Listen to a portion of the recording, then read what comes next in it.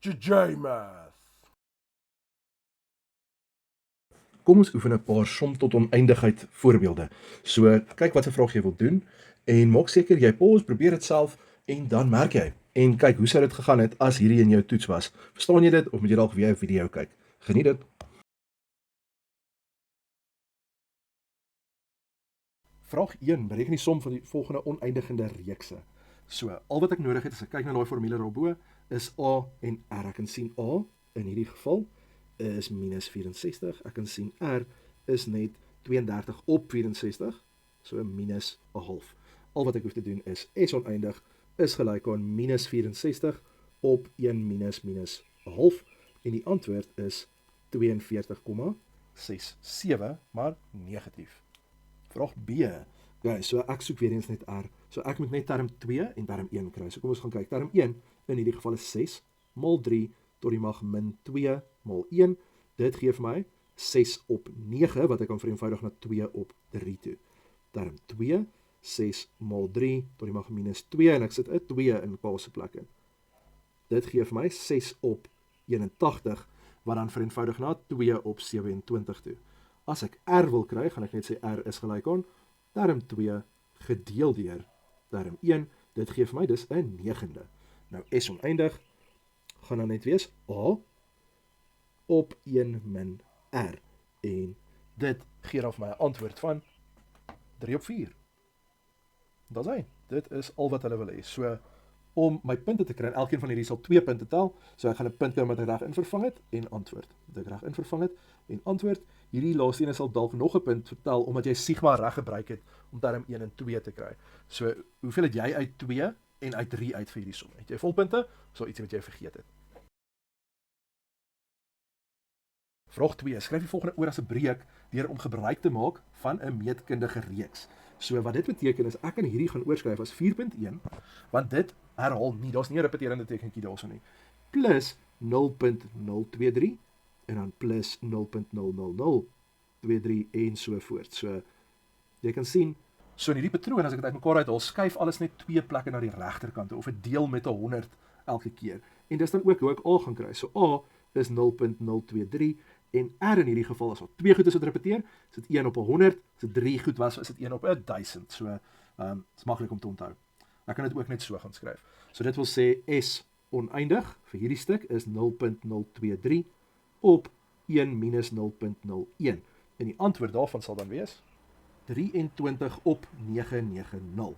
Ja, nou baie belangrik, hierdie was nie die antwoord van die hele som nie, want hulle het vir my gevra wat is dit as ek 4.1 ook nog bysit. So ek gaan dit net bytel by die antwoord wat ek nou net gekry het. En dan die finale antwoord vir die vraag is dan 2041 op 495. Want as ek dit in my sakrekenaar sit, dan gee dit vir my presies daai repeterende breek. 4,1232323. Okay, so ek weet ons het hierdie somme in graad 9 en 10 ook gedoen, maar toe het jy definitief nie van meetkundige reekse geweet nie. So dis ons dit nou sal aanpak as jy hierdie som kry in matriek. Hierdie sal so 4 punte tel, so kom ons kyk gou. 'n punt omdat jy dit gesplit het, en dan omdat jy A en R gekry het, punt omdat jy S oneindig gekry het, en dan vir die finale antwoord. So as jy 4 punte getel het, nou is ek seker, jy gaan daai 4 punte kry as jy dit ooit in 'n eksamen kry. Vraag 3, is ook nogal 'n uitvangvraagie. Verduidelik hoekom die volgende 2 reekse sal konvergeer, of glad nie konvergeer nie. So ek stel net belang in R, en in hierdie geval is R dan term 2 op term 1, of term 3 op term 2. Dit gaan makliker wees in hierdie geval, want dan kan ek net sê, dis term 3, wat net wortel 2 is gedeel deur 1. Okay, nou as ek dit in desimaal gaan oorskryf, dan gaan ek ietsie kry soos 1.4 en 'n klomp desimale. Nou onthou, iets konvergeer as die R-waarde tussen minus 1 en 1 lê. 1,4 is te groot, so hierdie gaan nie konvergeer nie. So dan sal jy net sê, nie konvergeer nie. Okay, so as hulle iewers op jou bladsy sien dat jy hierdie neergeskryf het, en dan sê nie konvergeer nie, dan gaan jy jou punte kry. Nie net raai nie, maar dis daarom nie te tegnies hierdie som nie. Okay, vraag B. Ek moet net gou hierdie alles in dieselfde formaat kry. So vir die eerste een kan ek sê, ek kan 16 uithaal gemeenskaplik, is K plus 2, min 8, K plus 2, en dan plus 4, K plus 2. So R in hierdie geval gaan wees minus 8, K plus 2, op 16, K plus 2. Hakkies kanselleer uit, en minus 8 op 16 geef my minus 'n half. dit lê wel tussen minus 1 en 1, so dit wil sê, dit konvergeer. Okay, jy hoef nie 'n storie of 'n sin of alles te skryf om te verduidelik nie. As hulle net daai sien op jou bladsy, dan weet hulle dat jy weet wat aangaan. Kom ons kyk gou hoeveel punte jy sou kry. Ek dink hierdie ene sal 3 punte getel het en daai ene sou ook 3 punte getel het. So waar kry ek my punt? Omdat ek R gekry het, omdat ek gesê het dis waarna ek kyk en omdat ek gesê dit konvergeer nie. Volgende ene, omdat jy R gekry het, omdat jy dit daarin gesit het en jou vraag geantwoord het. Vraag 4, vir watter waardes van x sal die volgende reekse konvergeer? So in die vorige vraag het hulle vir my gevra, sal dit konvergeer of nie? Toe moet ek net kyk, is die numeriese waarde van R tussen minus 1 en 1?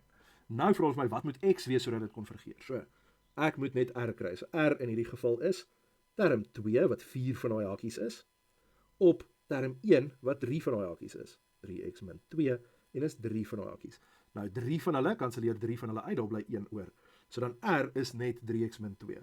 So wanneer sal dit konvergeer? As 3x min 2 tussen minus 1 en 1 lê. Hierdie is 'n graad 10 ondubbel ongelykheid, so ek moet net x alleen kry in die middel. Ek gaan plus 2 aan albei kante. So daai word net 'n 1, 3x en daai word 'n 3. So daar ek het net die 2 oorgeskryf en geplus aan albei kante.